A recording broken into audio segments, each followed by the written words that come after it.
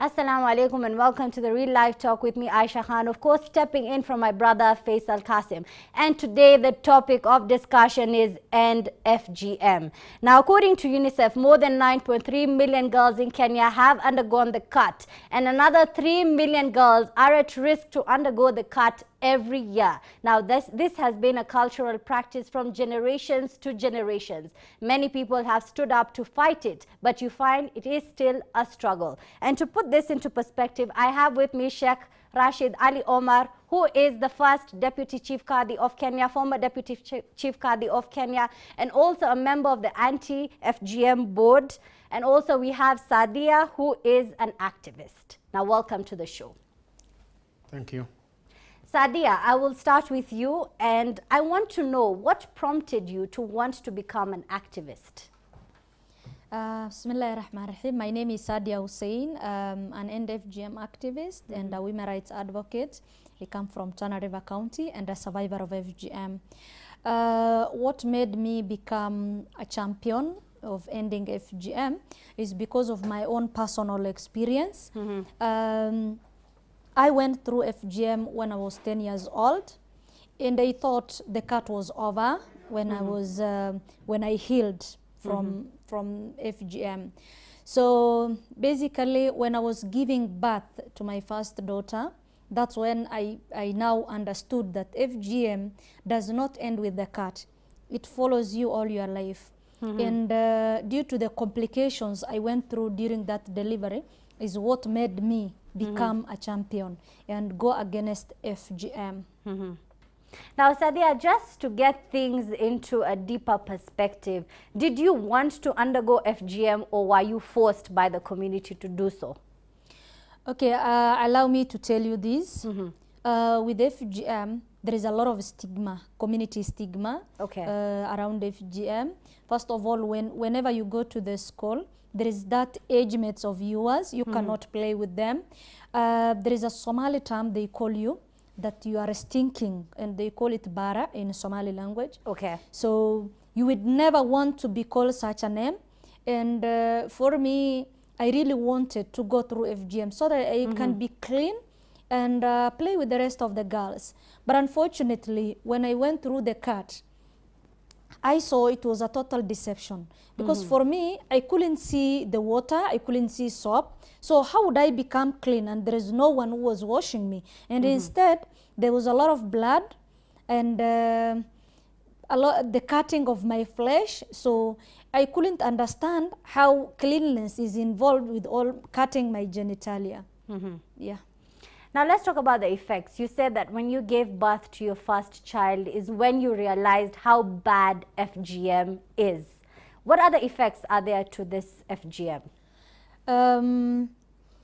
First of all, you will be expecting that you will become clean, right? Yes. So once you are taken to the bush, the narrative changes and everything becomes mysterious to you. And you don't understand what's going on. So there is a shock in the first place.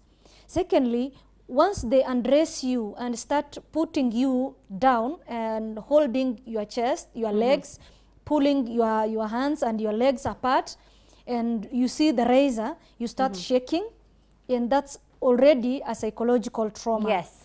Another thing is that it's really, really painful. The cutting, you can imagine when you are shaving your head with a razor, there is that sound that disturbs you.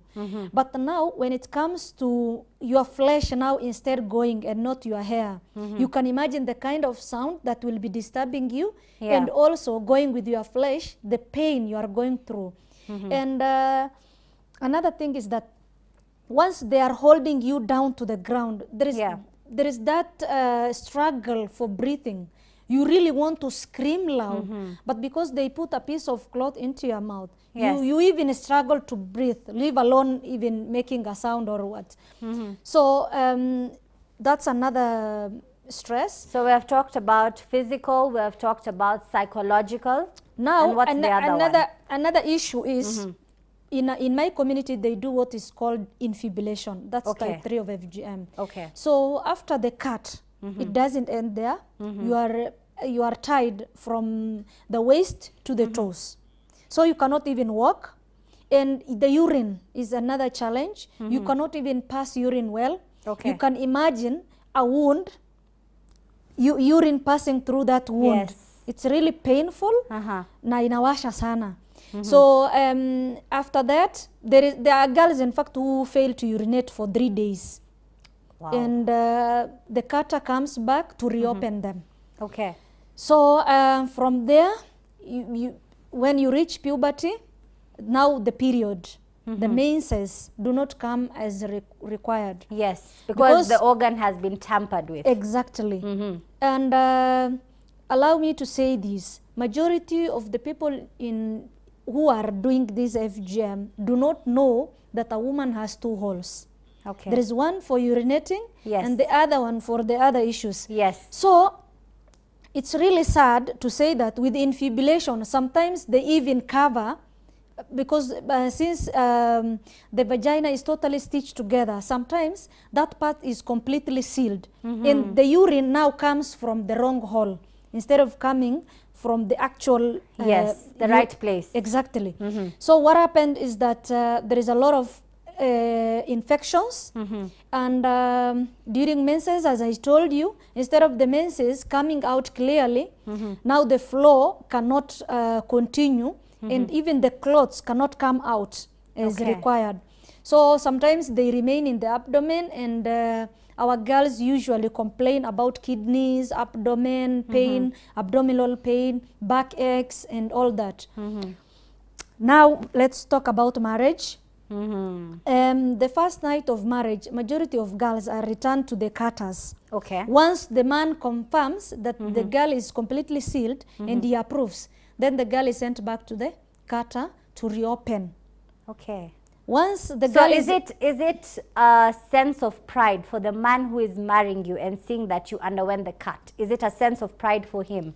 For him, yes, you are virgin. Okay. Because they don't know there is a God-given virginity. Okay. They believe this artificial virginity is what gives him a lot of pride, and he feels secure as a man that this girl has not gone through another man. Okay. So for him, it's total pride. So once she's sent back to the cutter, she reopens the girl, and some go to the hospital for reopening. That's called the infibulation now, the reopening of the... So I'm sure that is also another very painful process again.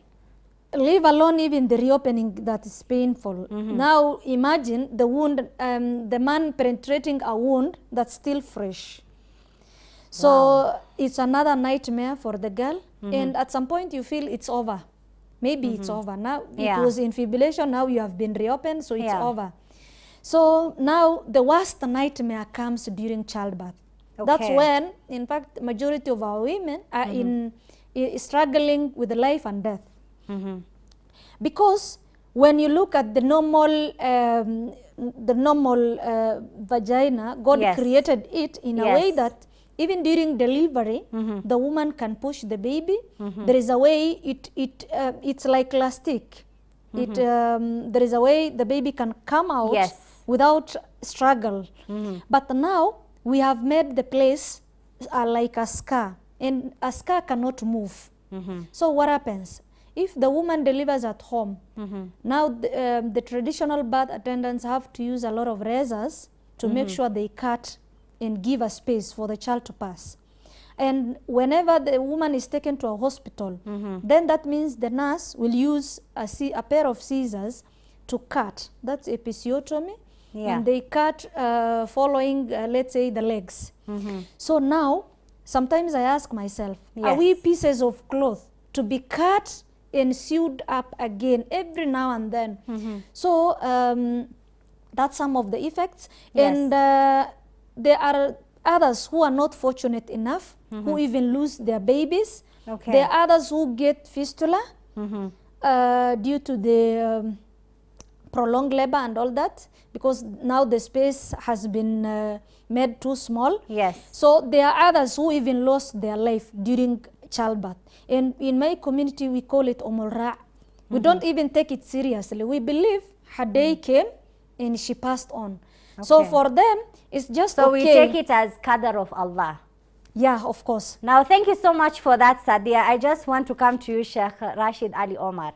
The reason as to why I had Sadiya start this conversation is because I wanted us to understand what FGM is, and at the same time, I wanted us to look at the effects to see, is this a good thing or a bad thing? Now, Sheikh Ali Rashid Omar, you know, you being a board member of the anti-FGM board, you find that some Muslims say that this is Islamic. Give us your perspective. Bismillah, alhamdulillah, wa sallallahu ala Muhammadin wa ala alihi wa man wala amma ba'd. Assalamu alaikum wa rahmatullahi wa barakatuh. You are inquiring about the Islamic perspective? Yes. In fact, if we have to go back historically, the issue which is true about Islam is that there is nothing on the Quran relating to FGM or even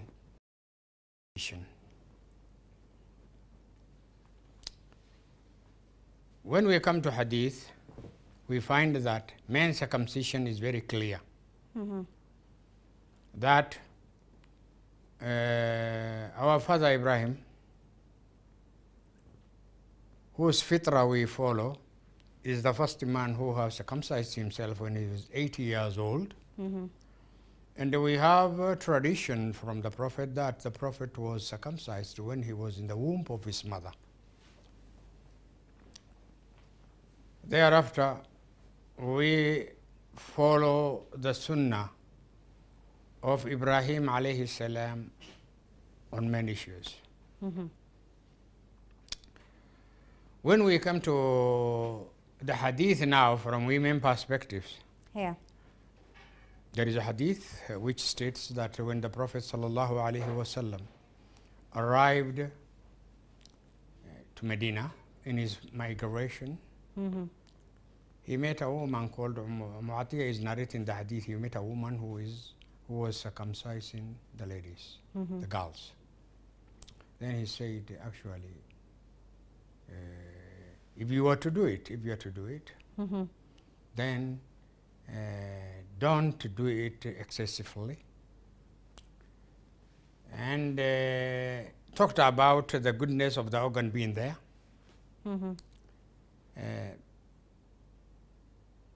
Many interpretations have been given to this. Among them is that one, the Prophet, where he came from, this thing he did not found. And in policy makings, you don't rush on issues as they are.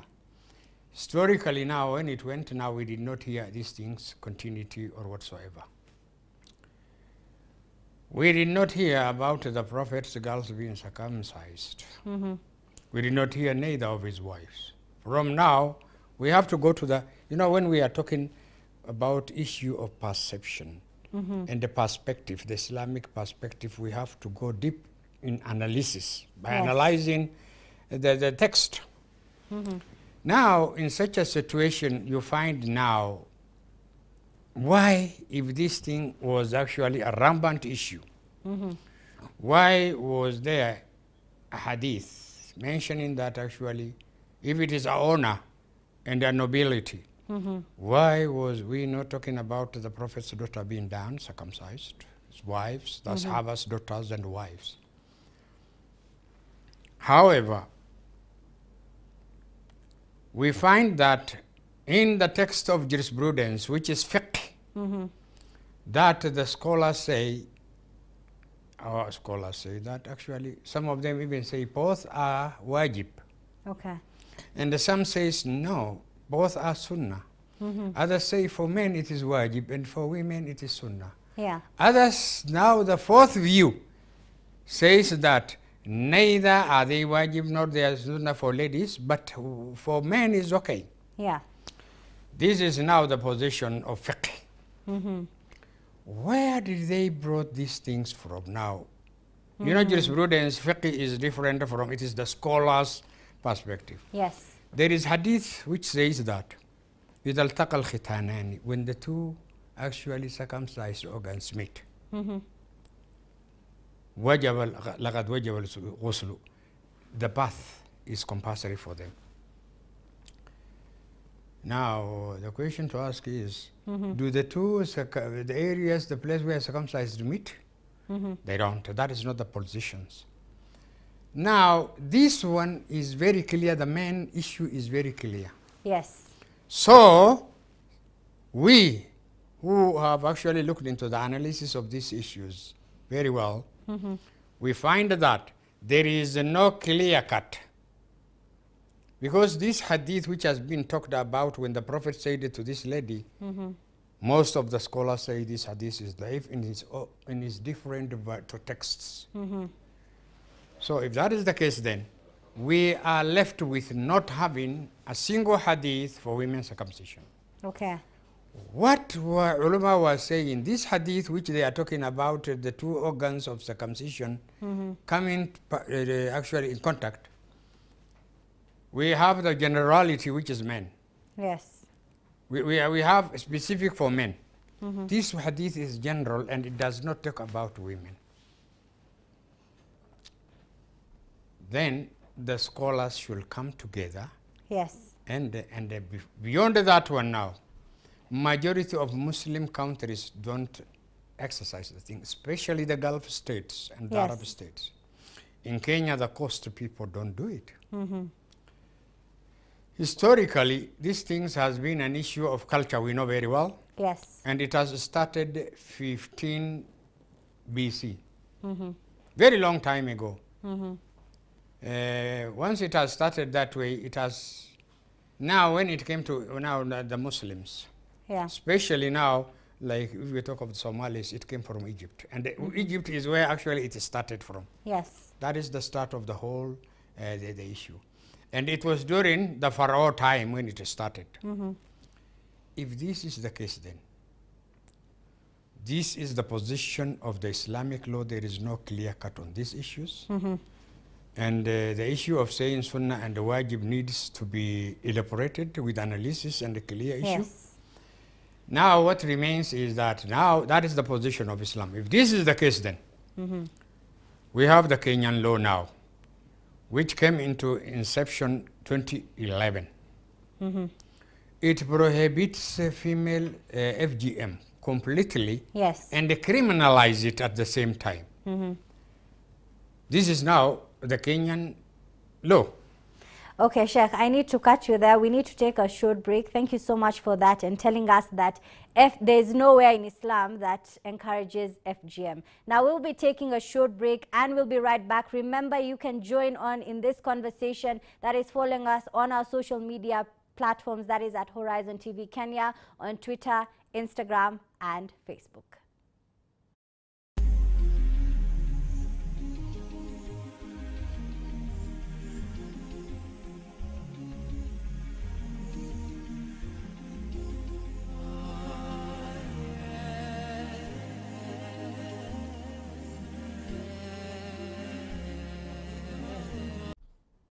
Assalamu alaikum. We're coming to you live from the heart of the city center. This is Horizon TV, the premier Islamic station. And today the topic of discussion is End FGM. In the first segment, I've had my guest here, Sadiya Hussein, who is an activist. She's talked about her experience undergoing FGM. And then we have Sheikh Rashid Ali Omar, who is the former Deputy Chief Qadi of Kenya and also a member of the Anti-FGM Board. He also told us that there is nothing in Islam that states that FGM is right. And now in studio we have Amina Dima.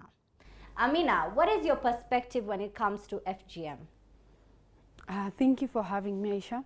I think to start with, I don't think it's anything anyone should go through. The experience is, I think it's really bad to the point that it traumatizes a kid from the point where they undergo the experience to the point where they're an adult. So from my own view, I think it has no basis in Islam to start with. It has no basis as a human being, because I don't see the reason why someone has to go through it. I don't think it's anything. It's not anything anyone should undergo.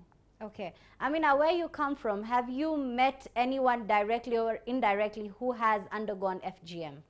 Directly, yes. Indirectly, yes. Okay. And I think for directly and indirectly, either for both people who've undergone, And maybe for as an individual, I will say I also underwent FGM. Okay. And I think the experience was not really good. The experience was so bad. It traumatizes you to the point that you will not even want to hear the voice, the sound of, let's say, knives or anything that will remind you of the occasions. Yeah. Okay, so I mean, what I can ask you is, were you forced or did you willingly want to do it? Aisha, I will say you are not forced, but then you didn't have, like you couldn't say no to it. Because normally it's done to kids who are from 7, 6 years old up to 10. And by then you don't have even the right to say yes or no. So it's just, it's like something it's compulsory. You'll have to go through it, you have to go through it. Now, Amina, if you don't mind sharing, what was the experience like? Was it something nice or was it something painful? And what effect did it have on you? Definitely it's something not nice. It was something really bad. And for my experience, it was really bad. Because I didn't know what was happening by then. They just took me and then you are prepared for it. Then an old lady, most probably it's an old lady who will come and then you'll find they do it to you. After the experience, it's really bad. It's painful, you're bleeding. For quite some time, there are some things you're told you're not supposed to do this, you're not supposed to do that, because you have to heal by then. And then in the long term, it had an effect on me, because I will not want to hear the sound of knives being sharpened. That is now psychological trauma. Yeah, like for a very long time, I will not want to hear someone sharpening their knives. I will not want to see someone holding razor blade or even razor blade cutting them. And even the sight of blood, it was really bad for a very long time, until at some point where you come to terms with it. But then for a very long time, it was really difficult. Yeah. Thank you so much for that, Amina. And now I'll come to you, Sadiya. Sadiya, how has your journey been coming from a community that still believes in this practice? Some of them still believe in this practice. And here you are fighting them and saying this is wrong. And there is nothing easy when you want to go against a culture or a norm that has been there for decades. And for me, I used my own personal experience to challenge my fellow women and challenge girls to know what is awaiting them. Because the first deception with FGM, no one tells you what is awaiting you. You will only be told you should be clean and play with us. But no one prepares you psychologically. There is a cutting involved and all this. So for me, I had to stand firm and use the same religion they used to say it's sunnah, to make sure they understand that it's not there in the religion.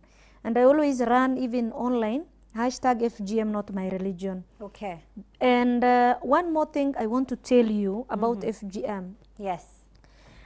Imagine the irony about the culture they talk about is that first, those who perform cutting are above 55 years old. Okay, so that's the older generation. Exactly. And when we look at the medical professionals, they retire at 55 to 60 years. Yes. So now my question is, why are these coming in to job when they are almost above 55?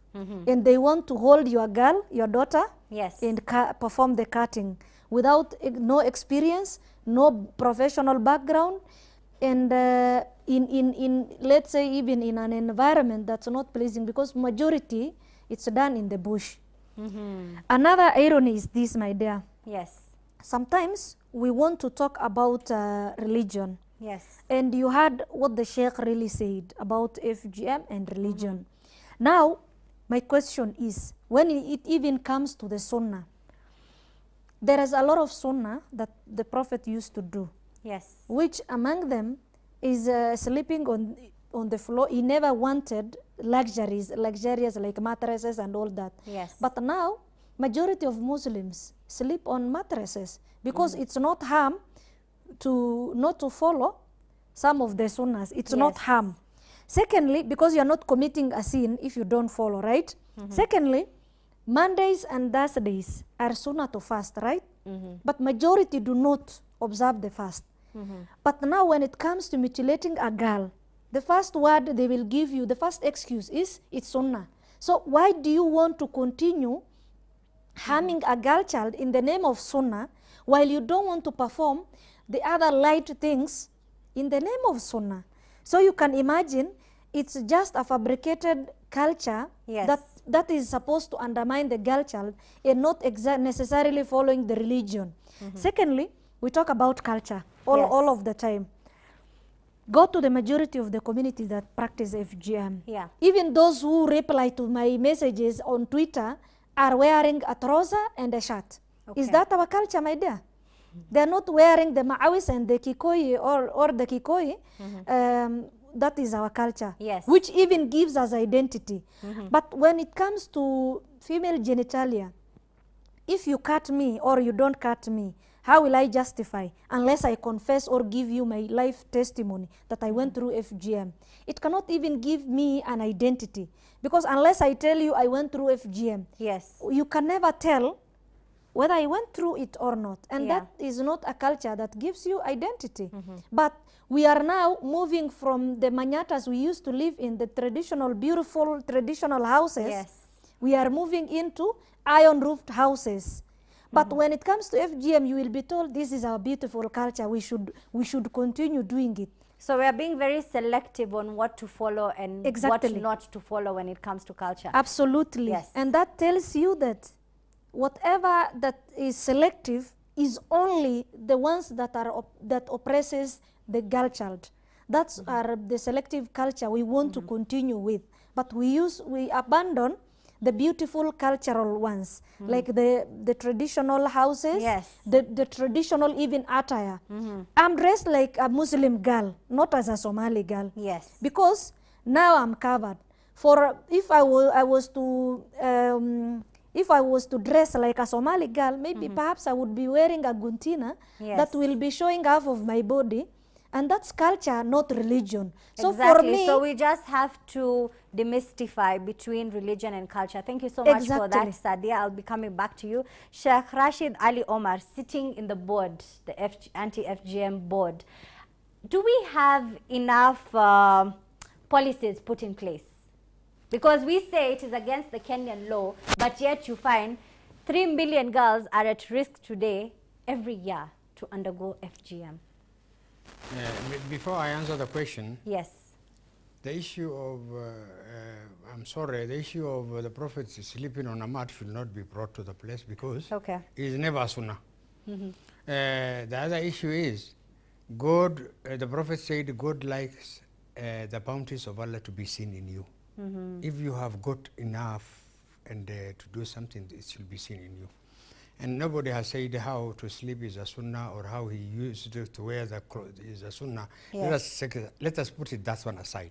The issue which we handle, the value, the cultural, as a sociologist, I know what actually culture means. And the culture is very dear. Who determines the culture is the question to be asked. The culture is determined by the people who are culturalists and still upholding it. The people who have actually transformed are not references to culture. Like now we come into the towns wearing trousers and those things. We are not the determinants and the references in cultural perspectives. The people who actually follow the original culture and they actually prescribe to it. The issue is prescription. Those are called the culturalists. And that is where this issue of circumcision came from. Who is also supposed, who are the people who are supposed to determine the culture are the older people and never the younger ones. That is from the sociological perspective, because this is a social phenomena. And the construct, the social construct is being determined by the older people. However, now, let us come from there and say in Islam, what I said was that there is the jurisprudential aspect of it that talks about it, it is there. I know my brother Lidome wrote a book saying that delinking FGM from Islam. I don't think that book was right. Okay. It is there, but needs to be corrected. What I say is, what the scholars have put there needs to be revisited. Okay. From now, the Kenyan perspective. First of all, this issue of human rights has started since 1948.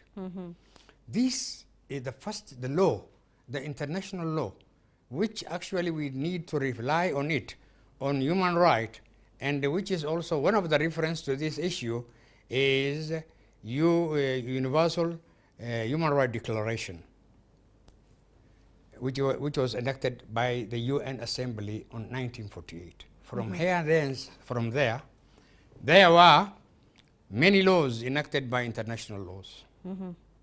In regards to women, like the CEDAW, like all of them, in a cumulative form, makes strength to each other. Okay.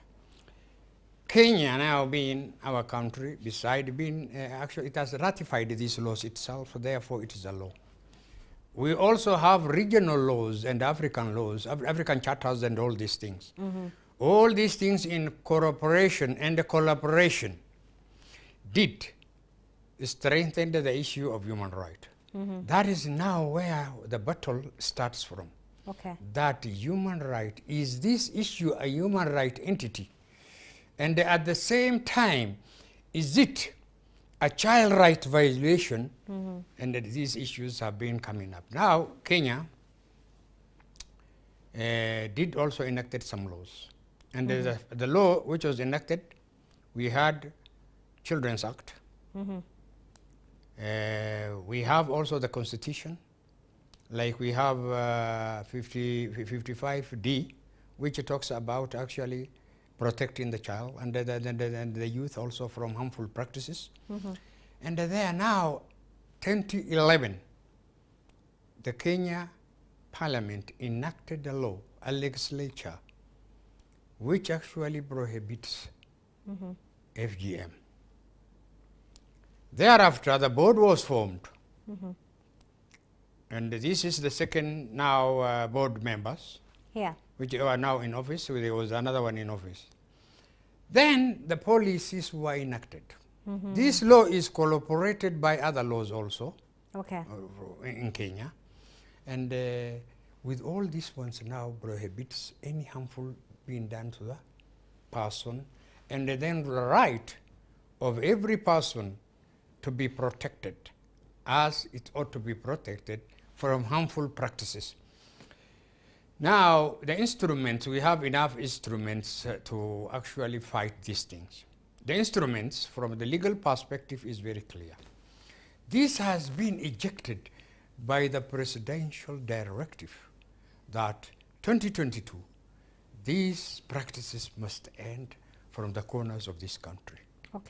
This is now a decree from our president. And we had the law there, which is there to be followed. Once you have the instrument, once you have a policy, and then the government has also taken, especially the ministry and the president, that these exercises should be funded enough so that it should not actually rupture any aspect of it. With all this, the funding, with the laws, the instrument being there, policy of how to do it. You know, last month we have gone round from the ministry, and the board also went round. Most of the 22 counties which are prevalent in the issue, we only have maybe Bungoma and the remaining Mandera. And we synthesize the people and we engage the people. The synthesization, that's the most important thing. So, with the president being the forerunner to this issue, we hope that by 2022, as the board, we are optimistic that things will get okay. And the way we are seeing, also analyzing how people are accommodating, we see that the president's directives will function. Thank you so much for that, Sheikh. Now we'll be taking a short break and we will be right back. Remember, you can join in this conversation on our social media platforms. That is at Horizon TV Kenya on Facebook, Twitter and Instagram.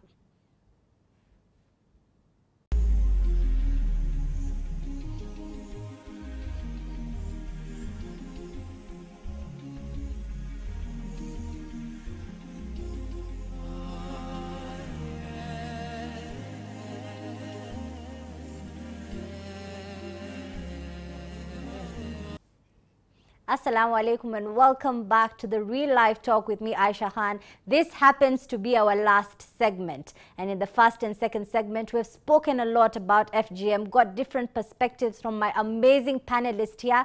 And I'll just come back to you, Amina. You know, before we took the break, Sheikh spoke about the procedures and policies in place. Did you know about them? I think by the time I went through the experience, I didn't know about my rights or anything, but I think much later on then that's when I came to realize, oh, this was not even supposed to be done to me. And I think it's almost the same to maybe every other single girl who goes through the same experience, unless maybe some other communities which practice it as maybe the girls are a bit older or something like that, and then they get the opportunities to run away. But I think for most of the Cushiite communities, I will say the girl is normally maybe young, they're about 10 to 7 years old, so in most cases they're not, I think they don't know their rights here. Okay. Now, Amina, facing this experience must have been very traumatizing to you, and I want to congratulate you for coming today as the girl child to speak to many other girls and ladies out there and communities who are still practicing this FGM, and you have come out very strongly. Now, Amina, what else are you doing apart from coming here today? Are you going back to the community to talk to other girls just like you who are very naive and do not know what this entails?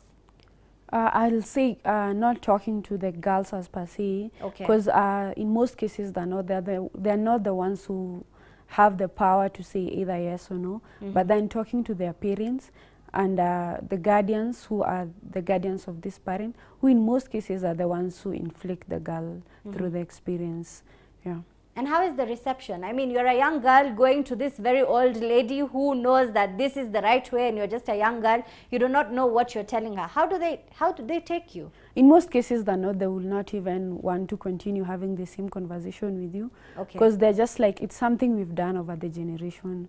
We don't see it stopping it now. And then they're like, what do you know? What do you have to tell us?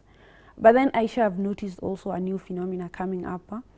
Like I was having a conversation with someone, and then I told her it's not okay, don't let your child go through it. And then she just told me, sio uchungu, atapeleko hospitali na it will be a painless experience. So you see the other phenomena with maybe things changing and technology coming and hospitals, there are people who are doing it even in hospitals. And so you might find they'll still want to continue doing it. So in most cases, they're not. If it's a medical practitioner who's going to do it, you'll not even know who's doing it. You'll just find like they've done it, and by the time you are talking to, let's say, you thought I'm going to talk to a specific lady to stop doing the experience, but then you are talking to the wrong person. She might be even like, I'm too old, I don't think I'm doing it at the moment. So it has its own challenges. As much as you're trying to do it, and some will be like very receptive, they'll say, haikunisaidia hata mimi siwezi taka mtoto wangu apitie. But then there are some who will be like, no, I think wangu nitampeleka hospital. And I'll just cut you there. Coming to you, Sadiya, there are some people, in as much as you've talked about the very bad things that happen, I mean the repercussions of FGM, you find that there are some people who say, I love this, this is amazing, and my generations to come will face FGM. What can we do about this? For me, I believe in sensitizing the community about the negative effects of FGM. Secondly, it's about empowering the girls themselves to say no. And when we are talking about these girls, we are talking about the age of 5 to 10 years old. And for some communities, I know it's a rite of passage. Yes. So it's about telling these girls, how can FGM raise your age? Yes. Because there is no way you can become older by going through FGM. So it's about teaching these girls their own rights and the right to their body. Because a small kid cannot even consent or say what is good or bad. Yes. So now they are only doing this because of the community pressure and the stigma around FGM. One more thing is that there is a challenge I want to leave to everybody. Okay. And when we talk about FGM, it's very hard to explain to people to understand what we are really talking about. And some would even argue and tell you, Sadiya, why are you going against your own culture? Yes. But if today the scars were visible, maybe, perhaps, a majority of the people would come out and make ending FGM a priority. We are talking about 200 million worldwide who are survivors of FGM, and even more than 4 million women and girls in Kenya alone who are survivors of FGM. What if all these survivors were walking without their lips and noses? That's what I always say. What if the scars were visible on the face? Yes. Today, even the president himself would go to the grassroots and tell them, this thing is bad. Yes. But since it's done to a hidden genitalia, and I wrote a book about the hidden scars of FGM, because the woman is well dressed, she doesn't complain because it's a norm, she doesn't complain about her sufferings, they endure everything in silence, so nobody understands the pain. And this is the challenge I want to leave to everyone. Go somewhere, think about cutting yourself with a razor. How does it feel? When you even come across water, it's painful. Yes. What about that wound with urine? Just imagine, try to imagine from there, leave alone even the childbirth we are talking about. Our women, majority of the survivors do not talk about FGM because it has been normalized. Yes. And for me, it's really possible to end FGM by 2022 only if we all team up and collaborate. But if we do it like independently, everyone wants to go his or her own way, then we will never end FGM. And policies or laws alone cannot end FGM. The community must understand why they should end FGM. And I want to give you only 4 reasons. There are many reasons why they practice FGM, but I want to give you the 4 main ones that are cross-cutting. For my community, the first they use is the sunnah, which has been explained, so I don't want to dwell much on there. Yes. The second thing is the cultural part, which I already told you that it never gives us identity. Yes. So I don't associate it with the culture anymore. So we come to the issue of cleanliness, which I also told you about it, that there is no way you can become clean by going through FGM. You rather, in fact, involve a lot of bloodshed, and a lot of infections even in the future. And now the last thing, which is majority feel, is the issue around the sexual urge. Yes. They want to reduce or to curb promiscuity, or even rather preserve virginity. So we start with the virginity. Virginity, every girl is born with a natural virginity that is God-given. So there is no need for this artificial mutilation to preserve virginity. Secondly, we talk about the promiscuity. Msichana ataharibika. For God's sake, we are not milk or mangoes to perish. We are human beings who can follow. My faith is what can control me. If I believe in God, I fear God, I love my religion, then that's what can control me. FGM can never be a speed governor or a padlock. And this is the question I want to put across. For instance, if a girl is to become like the promiscuous as they put, there is a man involved. Who is controlling this man? Who is talking to this? Who is addressing these young men not to play with their sister's dignity? Why are you putting so much pressure on controlling this girl, and you're not even addressing the man who can impregnate a girl like 10 girls a day, when a girl can only get pregnant once in a year? Yes. That's a fact. And this is the question I'm putting across. Why are we so much concerned about a girl who can only get pregnant once a year, and we are not addressing the root cause. Who are the boys who can impregnate 10 girls a day? Why are we controlling only this girl? Cutting and chopping off her genitalia just to control her sexual urge. That's my question. Thank you so much for that, Sadiya. Now, to wrap up the show, Sheikh Rashid Ali Omar, what is your parting shot to people out there? Do you think, in accordance with what the president has said and is committed to it, that by 2022, you know, we will not have any cases of FGM? Is that possible? Very briefly. Okay, the possibility, it is possible. Sadiya has said it is possible. You are hearing, she concurred, if we work collectively. And you see now, the president has put the measures in place. Today, as we were going round, we were forming county committees headed by the administration. Yeah. This issue is interministerial issue. It is no longer an issue of public service ministry and the gender ministry and or the president.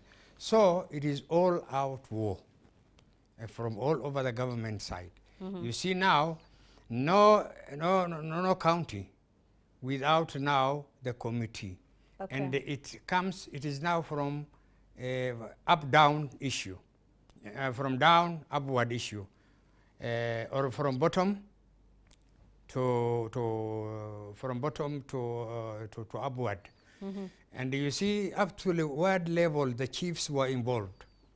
This is now what the government is doing. The other thing, the collectivity issue, the board. Yes.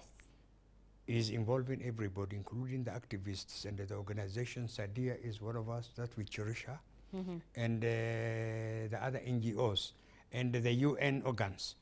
All these ones, the ministry is taking the step. According to the policy, yes, we are, once the government do that one, and already the sensitization stage has passed.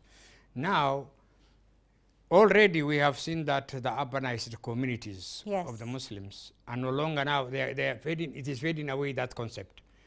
The issue of, don't think that the issue of culture will just fade within shortly. Yes. But now, once the law is implemented and everything is being done, at the same time the culture is dynamic from some aspects, is also transformed. Yeah.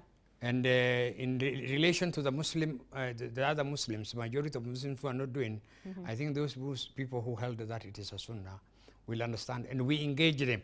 Okay. That we see that the board is running up to today to all areas. Korea, they were there, and the camping there. Kassim, they were all over these things. And then Northeastern we have gone through. In addition to that one of the communities, which are actually the Kushite community, has already left out and criminalized it. Amazing. On 14th September 2020, the Gumigayo, that is the assembly, Borana assembly, yes, headed by Abagada, has criminalized the act. We went there, actually near to where it is being done, Sololo, and by 15th last October, 15th last month, and we found that the law which has been passed by Gumigayo, and that is actually the strength of the Borana community, that they are the lawmakers and everything. Once the Boranas have already, and they said that we submit to it, we have won the battle. We have won the battle, and we will win, and the president's directives will come realistic. That is what we believe. Don't, maybe at the pastoralists somewhere they may hide, but the towns, I will assure you, nothing will take place. And the chiefs were taken accountable for these things. Thank you so much for that, Sheikh. Thank you so much, Amina, Sadiya, and Sheikh Rashid Ali Omar, for coming today to talk about this very sensitive topic that is still destroying our girls and women. And may this conversation touch many girls out there, and may we save our girls and be a better nation. Now, the guns are out, the fire is on, and we just need to know that FGM is not an Islamic culture. It's not in Islam in any way. It is just culture. Now, it is for us to stand as Muslims, as human beings, and protect our girls. I've been your host, Aisha Khan, and this has been the Real Life Talk.